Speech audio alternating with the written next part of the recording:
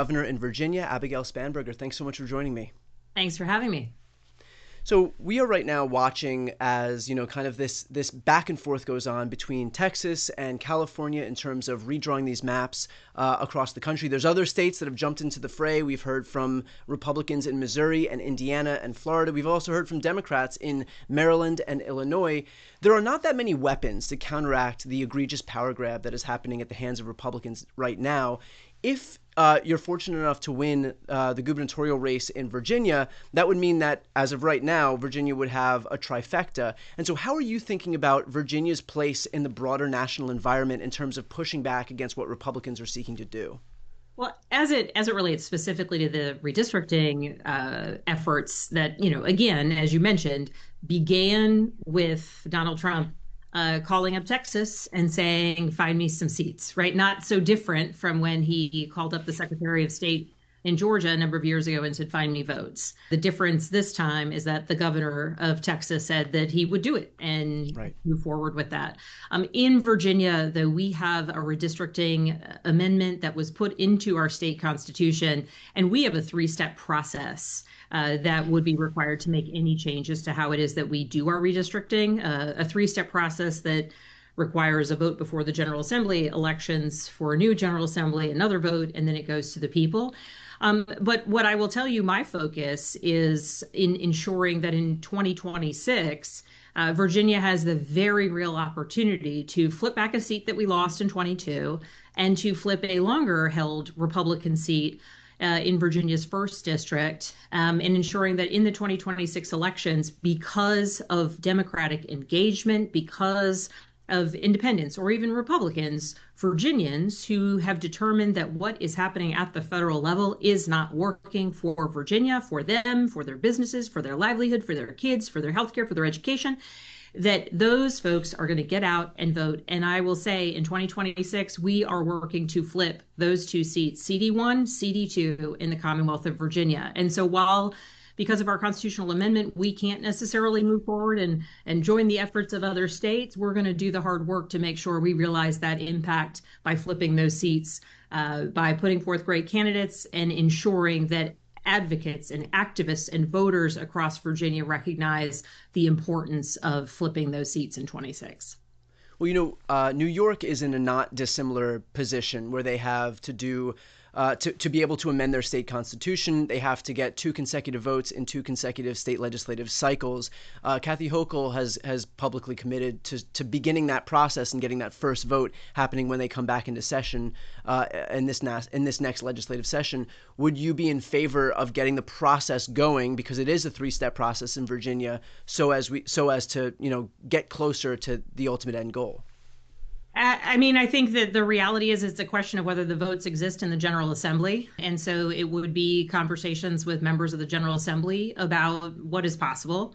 And at this moment, certainly Virginia wouldn't be able to take any action that would result in inability to do any sort of redistricting. There are many people across Virginia who believe in the redistricting amendment that took many, many years to put in place.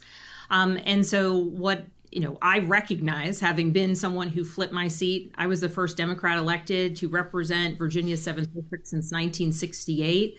I flipped my seat 17 points to win it. My predecessor had won by 15 in 2016. I flipped it in 2018. And so the path I know is by ensuring that people know our policies are better and doing the work on the ground to win. And the reality is whether there are the votes or are not the votes at this point in time to move forward with any sort of changes to redistricting, those are longer conversations to be had within the General Assembly. But what I'm committed to doing is something that's within my power, and that's ensuring that in November 2025, this year, when we have our elections, that we don't just flip our governor's seat, but that we flip the lieutenant governor's seat, the attorney general seat, and that we continue to flip seats in the House of Delegates. I mean, importantly, we have a Republican governor, lieutenant governor, and attorney general right now. We have 51 out of 100 seats in the House of Delegates and 21 out of 40 seats in the state Senate. Virginia is very much a purple state. And we are looking to ensure that we can flip those statewide seats, be able to protect Virginians as much as possible, put forth legislation that demonstrates that we're the party of actually governing and doing right by our people and being able to push back against the Trump administration.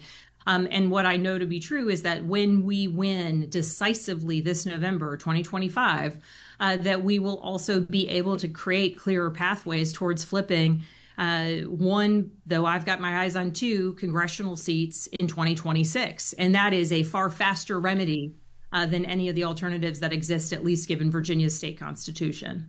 Right, I understand that, and I'm very sympathetic to the idea that obviously this is a political environment where we can and should be fighting to flip those seats, in the way that we would always be fighting to flip seats from red to blue.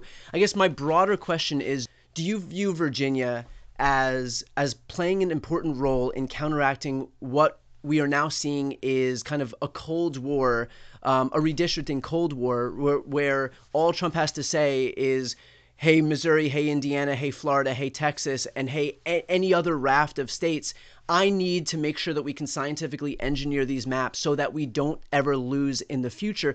Do you view Virginia as playing an important role in being able to counteract that, notwithstanding the significance of being able to, win these elections by making the case to voters with the maps that exist right now? But in the broader scheme of things, if we continue to go down this path where all of these Republicans view their states as kind of laboratories to be able to engineer these maps so that Republicans can entrench a permanent majority, then how do you view Virginia's role in all of that? I view Virginia as the laboratory of where we prove what can be done through good governance. I view Virginia as the place where, home to more than 320,000 federal employees, where we have seen thousands upon thousands of Virginians lose their job, and many more who opted for the early outs will be having their public service come to an end in September. We're a place where our state revenues, our income taxes are impacted. Small businesses, restaurant owners are impacted because their neighbors, their friends, their community members are losing their jobs because of the Trump administration. Virginia is a place where we know that at least 6 of our rural hospitals will shut down into the future, and hundreds of thousands of Virginians will lose their health care. So Virginia is the place where we demonstrate that when we are focused on governing well, and when we are standing up for the people of our Commonwealth, that is how we set the wheels in motion. Virginia has long been called the bellwether state, and the reason is because we have these off-year elections that come right after the presidential. We are the opportunity on the ground to rebuke certainly what is happening in Richmond with this Republican governor and his administration, but also the impact of this chaos on Virginia and Virginians that's coming out of Washington. In 2025, it's just Virginia and New Jersey that have statewide elections. And across the country, between those two, it's just Virginia that has the opportunity to flip our statewide seats.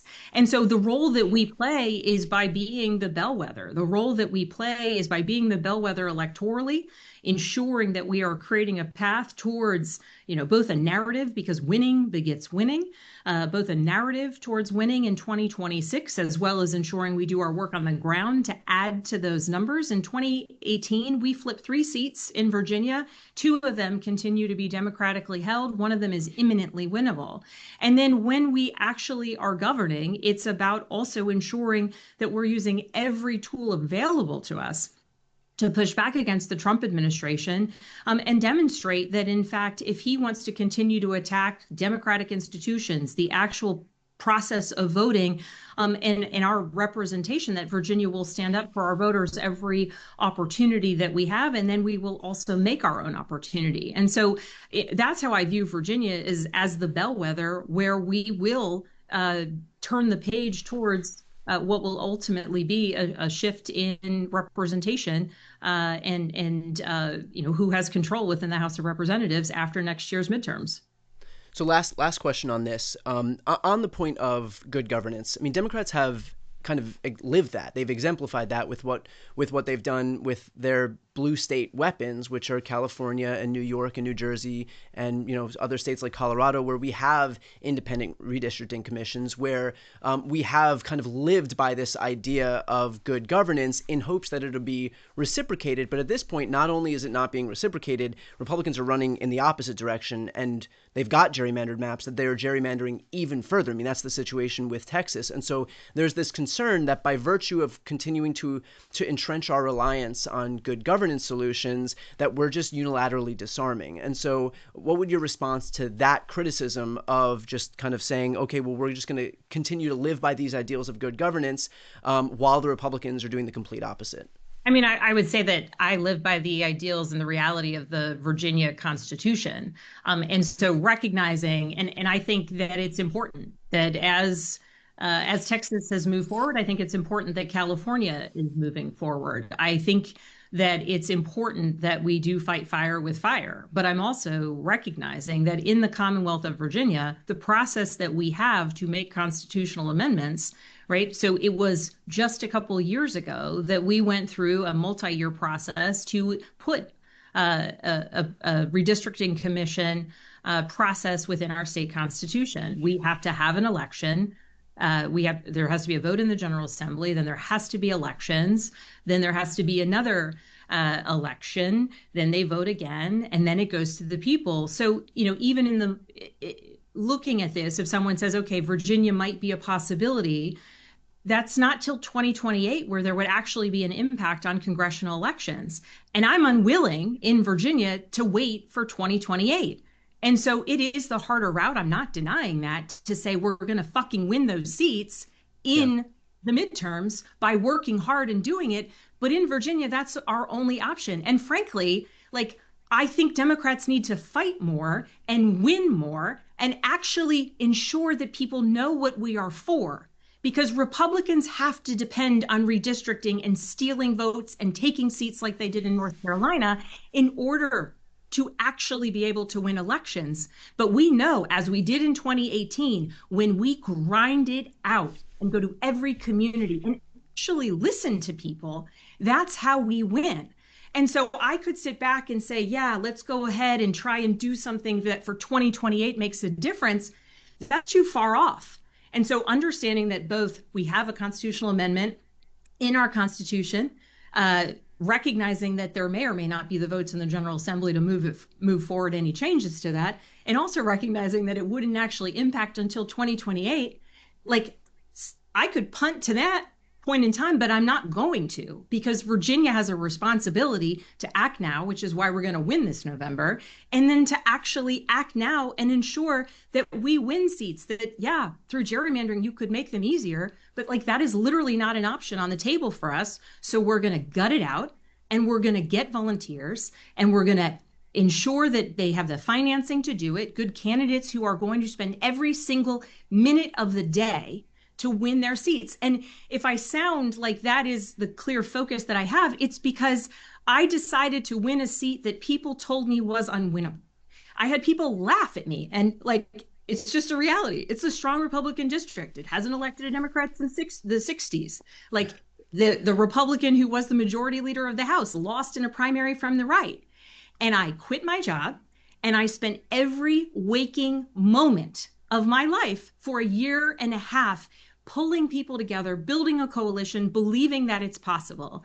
And so I refuse to admit that we have to just, punt to 2028 to be able to do that again in Virginia. I am using the tools available to us, which is relentless campaigning, eventually demonstrating that we are good at governing. And I would call on all of my colleagues, or my former colleagues in Congress and Democrats across the country, that, where it might be right to do redistricting, meeting fire with fire, do it.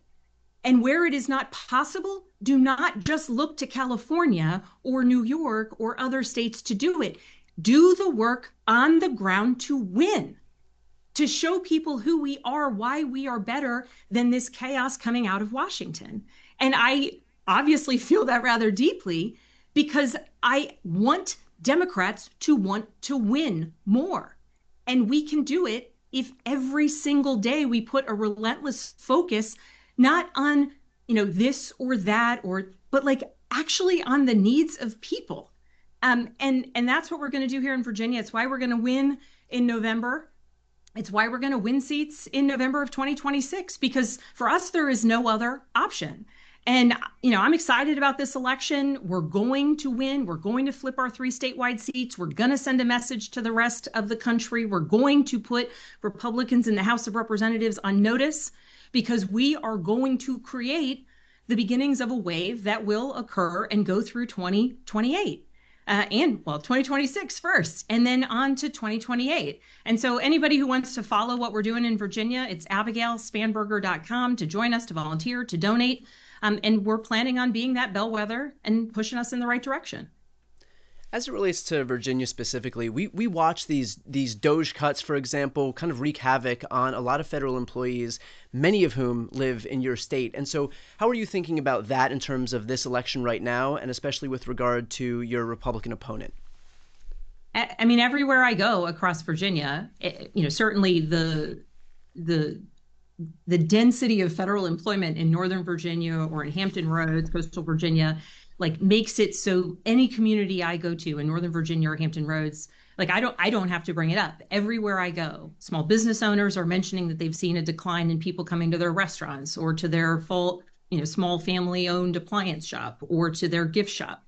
I'm hearing directly from federal employees that they've lost their jobs. I had one gentleman come up to me at an event and he said, I am getting fired tomorrow because of DOGE.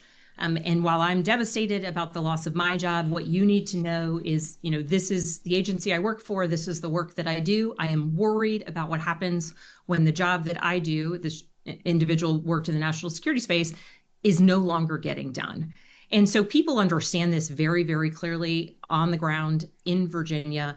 And it speaks to the chaos that comes out of Washington. It speaks to one more place where people just don't actually understand to some degree what it is that public servants do, whether they work at NOAA or they work at the VA, a nurse at the VA, an attorney at IRS. Like the list goes on where people recognize, at least in Virginia, the value of these jobs and the notion of public service that comes when a nurse decides to serve at the VA rather than in a local hospital, or when an attorney decides not to go into private practice but to serve at a federal agency, when national security professionals devote themselves to trying to protect the American people and our allies. And so the reality is it's brought so many more people to the political process. We're seeing it all across Virginia, where it's one more example of chaos, but it just so happens to be one more example of chaos that is really, really impacting Virginia's economy.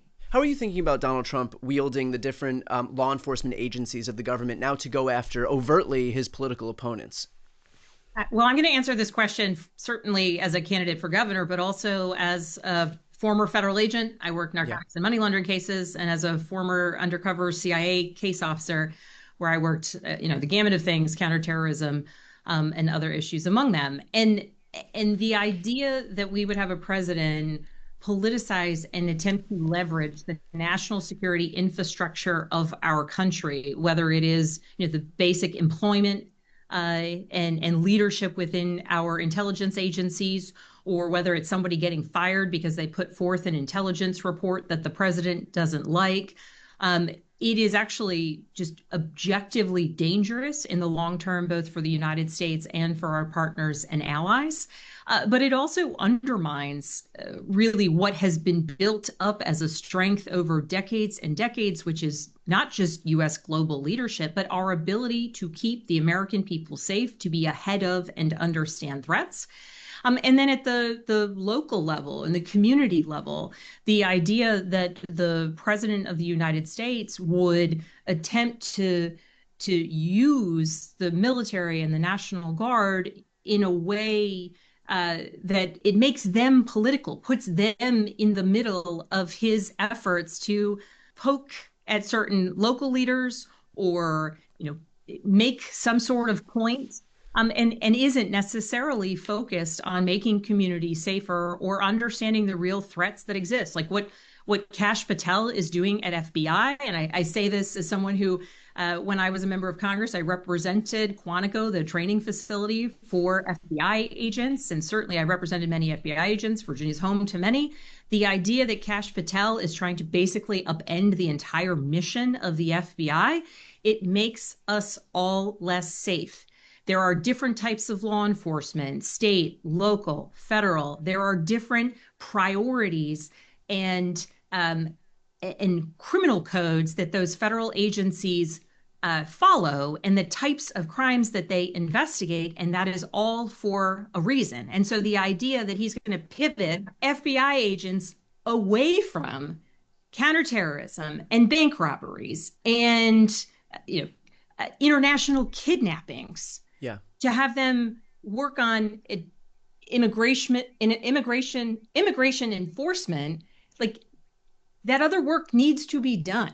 And now, I mean, we've even seen instances where we have these folks that are wearing reflective vests and cleaning up trash in Washington, D.C. It is not making us safe. And the fact of the matter is, the people who devote their lives to law enforcement, whether it's at the local level, the state level, the federal level, or people who devote themselves to service to country in the National Guard, right? They do it because they want to serve a purpose and a mission. And the idea that Donald Trump is taking those individuals or those roles and politicizing them is deeply, deeply damaging to those different agencies, the different scope of work that they need to do.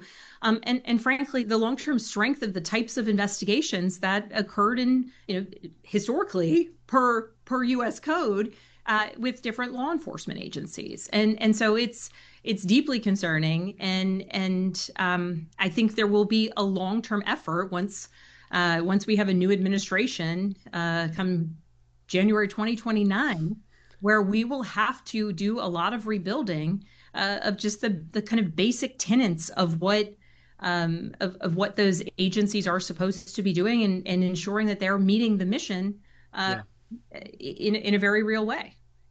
Finally, one last time for folks who are looking to support your campaign, where can they go? AbigailSpanberger.com is my website. You can sign up to volunteer. If you're in Virginia, that's fantastic. If you're from afar, we welcome you to travel to our beautiful Commonwealth, where you can volunteer virtually. We are always in need of wonderful support. So anybody who wants to contribute financially, we are up in many different media markets, and the Washington, D.C. media market's pretty expensive. And we just made another order for 50,000 more yard signs. Those things are expensive, and people love them across Virginia.